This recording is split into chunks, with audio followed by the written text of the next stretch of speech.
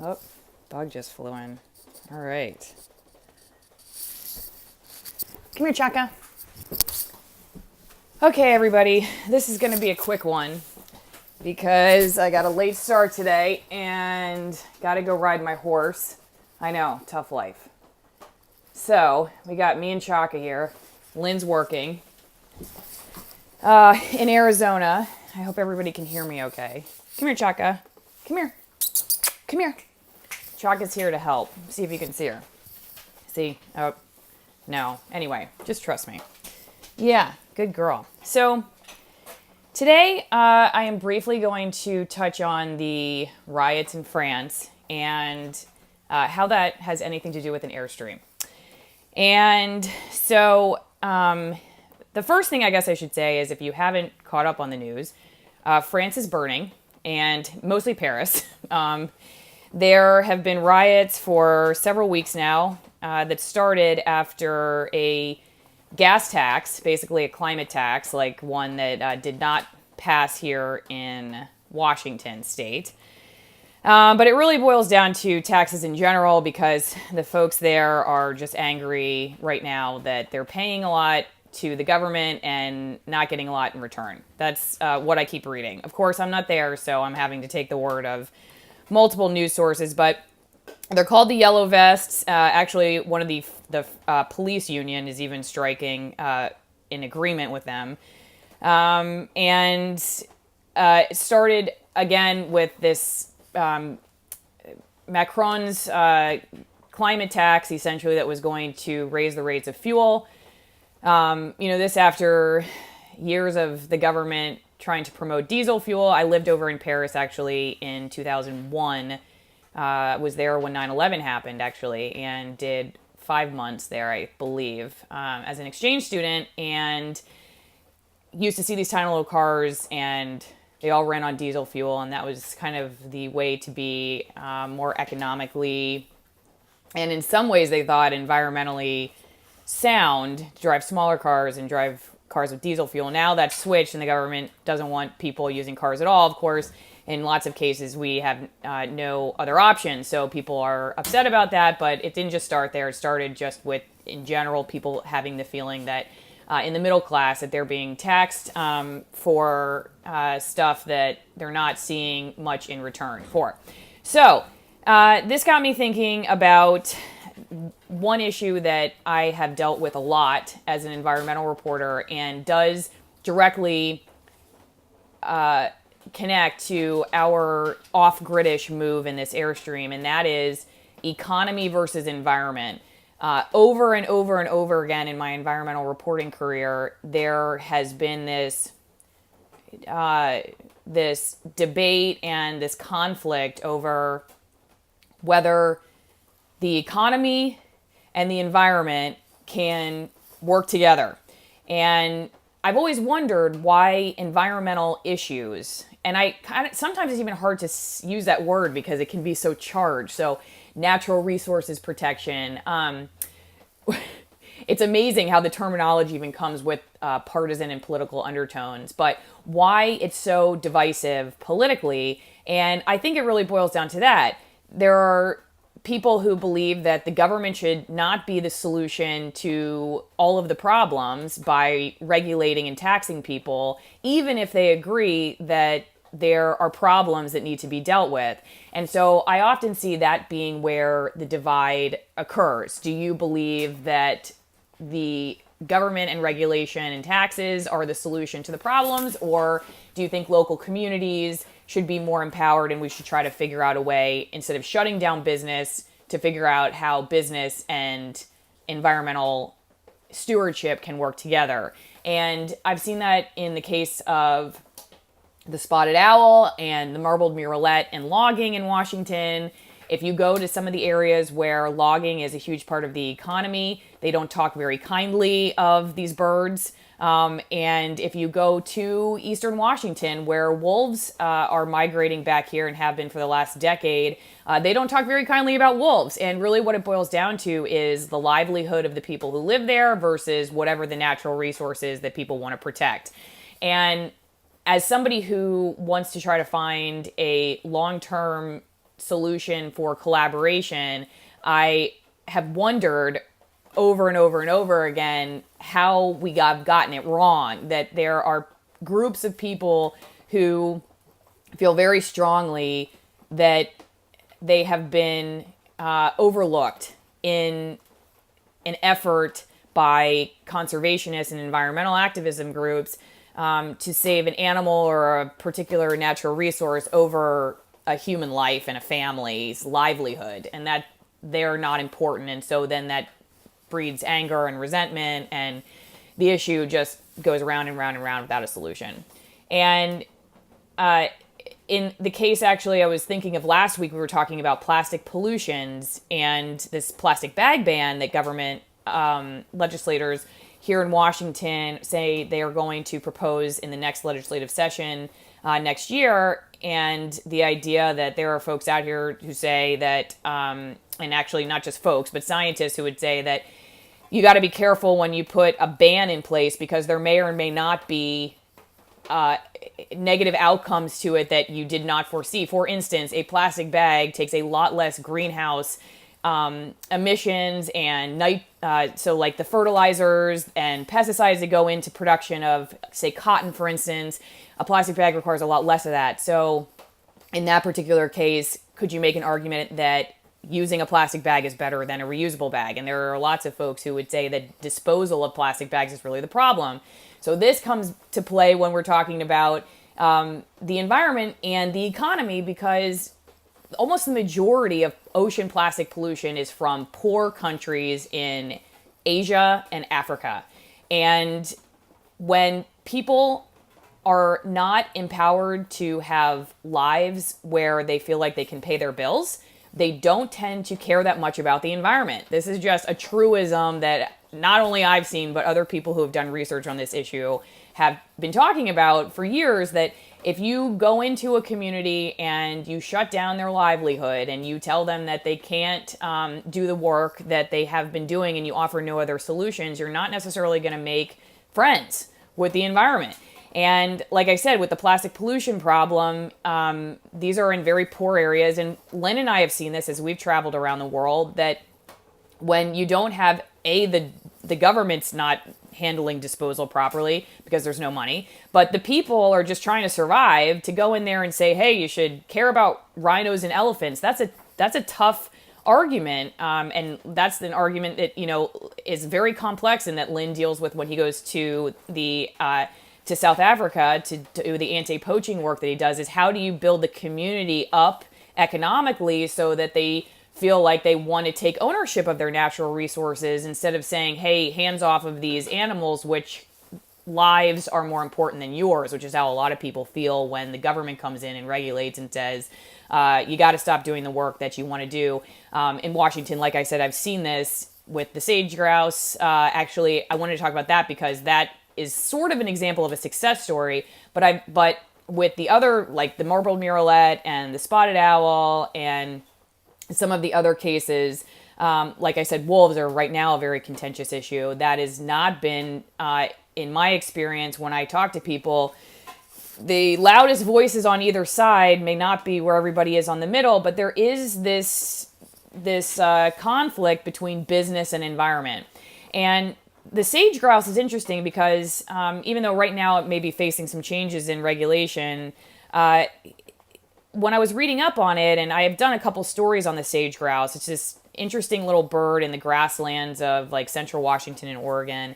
And originally was having issues because overgrazing by cattle, it allowed invasive plants to come in, which made wildfires more prominent. There wasn't as much sage, and so the sage grouse needs sage. That's obviously where its name comes from. So the idea was, in order to avoid listing the sage grouse by the Endangered Species Act, which would bring in a whole new set of rules that would prevent these cattle ranchers and others, just like in the case of logging with the marbled murrelet, there were groups of community leaders that came together, ranchers, conservation groups, to try to figure out how they might be able to do both responsible ranching and conservation for the sage grouse.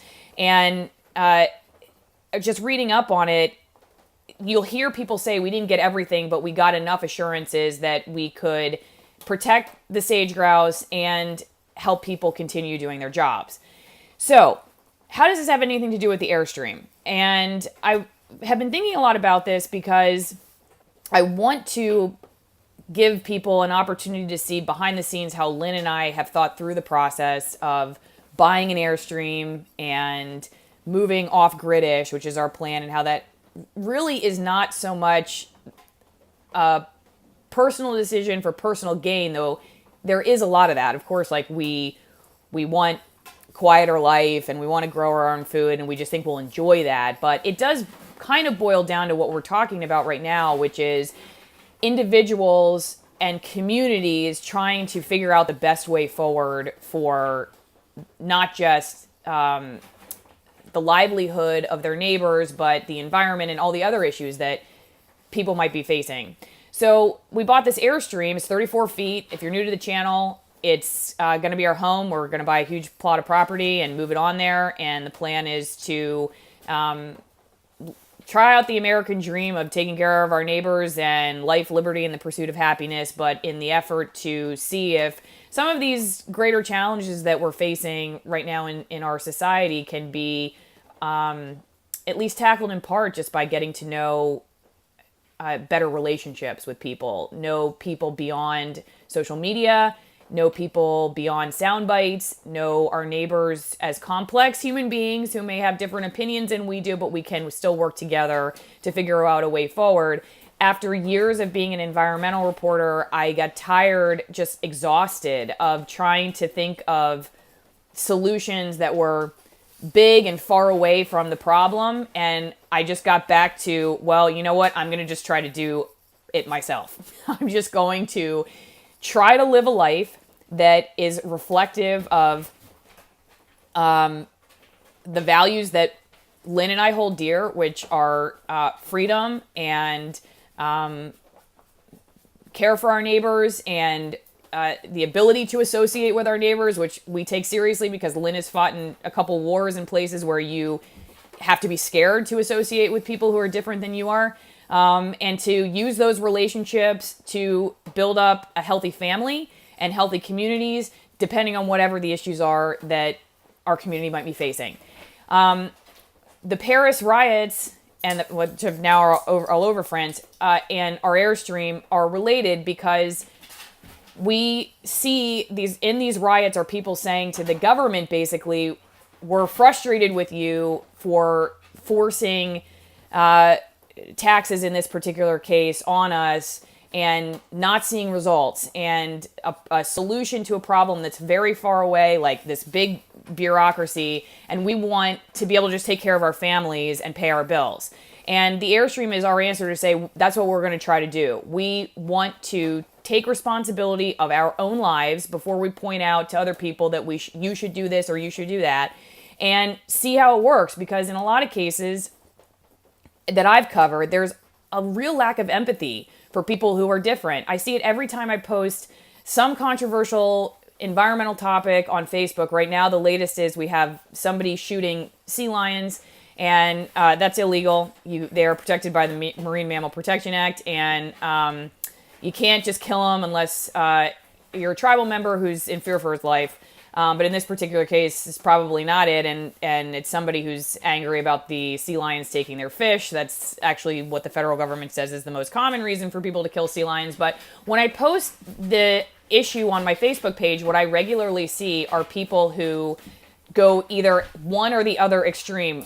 We should kill all the sea lions and keep them coming, brothers. Or, Chaka, what are you doing? Chaka, come here. Hey. Sorry, Chaka is obviously having issues with this dog. Or we should protect all of them and not think that there's an issue whatsoever. So I think in my case, noticing like the lack of empathy that people have for each other, assuming the worst about one another, the Airstream, again, is just an answer to saying, well, what if we were to actually get to know each other so that when we go into a conversation with somebody that is complicated and complex and charged with emotion, that we assume the best, or at least give them the benefit of the doubt. And that's where the conversations have to begin.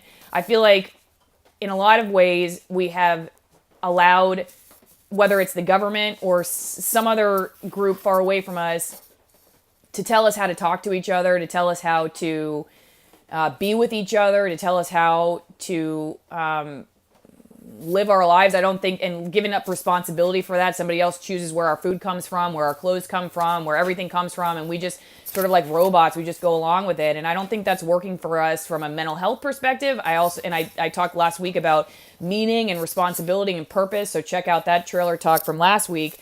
But in this case, if we want to try to find a way forward for natural resources, for the environment, we got to figure out a way for people who have livelihoods that rely on natural resources to find a way to feed their family if we don't want to make enemies of the environment. And so with these France riots, I mean, I know that this doesn't have all to do with the environment, that this gas tax was sort of the tipping point, but it's another example of how we create enemies for the environment and for natural resources when we basically put it over the lives of our neighbors. And if we don't start having more empathy for people, which comes from having relationships with them, then we're not going to make much progress, especially by like giving the responsibility to have relationships to a bunch of people in Washington, D.C. I'm not just not sure. I am, let's see here. People are looking for any info that is counter. Okay, not sure what that is, but I don't think that the further that we put the responsibility for our problems away from us geographically or whatever, the worse off things are going to get. And I see that happening over and over again. It's easy. It's easy in sort of a globalist economy and in a world where we have a big federal government to just say they're going to take care of us. But I think in a lot of cases I've covered, the situations get worse when local communities and neighbors just go laissez-faire, to use a French word, just let it happen and don't take ownership and responsibility for their own problems. And so if we're going to move forward and tackle some of these issues, again, my particular issue that I deal with a lot is how to do environmental natural resources conservation. And that's not, to me, like, I have never understood why it's got to be one side or the other of the political aisle to care about this. I grew up in Florida in a rather conservative area where it wasn't talked about a whole lot, and then moved to a place where it's talked about a whole bunch. But in both cases, I don't know where I necessarily fit, because I don't always agree with the solutions proposed by one side. And the other side may not talk about the problems a whole lot, but I think if we were to actually have discussions, we might be able to move things forward. The problem is when we pit each other against one another, we don't have those discussions, and then we don't fix the problems because we end up pushing to the extremes. And a lot of times, obviously, the riots in France are an example of what happens when this kind of anger and frustration builds and builds and builds. So, okay, here we are. We have this Airstream. We're moving off gridish. The point of this Airstream trailer talk is just to say that I hope that by leading through our example of a life that is focused on just what do we need and taking responsibility for what we need, knowing where it comes from and having relationships based on that economy. And then starting from there, our very basic relationships and our own lives, that we can then start building that to a bigger sphere of influence, where we can then say, now it's not just our family that is trying to clean its dirty laundry, it's our community and our neighbors, and then maybe it's our city, and then maybe it's our county, and then maybe it's our state, instead of it being a government or some other group very far away that's coming in from a top-down perspective, which, like I have said in previous examples in this talk, a lot of times pits stakeholder groups against each other, maybe not intentionally, but that's oftentimes what happens. And then people see each other as enemies because they don't really know each other. So it's got to start from the grassroots level of people who just have very basic relationships. I read in one story about the sage grouse that when they were working on the initial protections for the sage grouse in 2015, there were a lot of just dinner table conversations that ranchers were having with conservation groups, and having meals together, and then they just started working forward. And the ranchers were essentially willing to inconvenience themselves for a certain amount of time if they knew that several years down the road, if the government wasn't just going to come in and shut them down.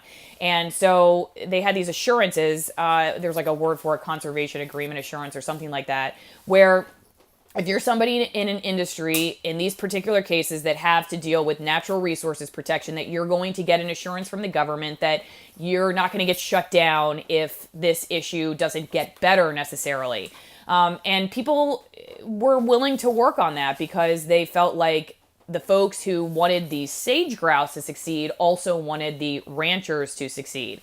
And so it was neighbors getting together and knowing that one another are not their enemy, but are trying to work towards a common purpose, and that there is an ability to have a common purpose. I will say this is the greatest challenge that I have as somebody who is a journalist who covers the environment, is trying to figure out a way forward where people don't see one another as enemies all the time and trying to shut each other down, and can give one another the benefit of the doubt and see that everybody in some cases is making a valid point. But if we were to put all of them together, that maybe we'd actually move forward and get a solution instead of just finger pointing and thinking that everybody's out to get us.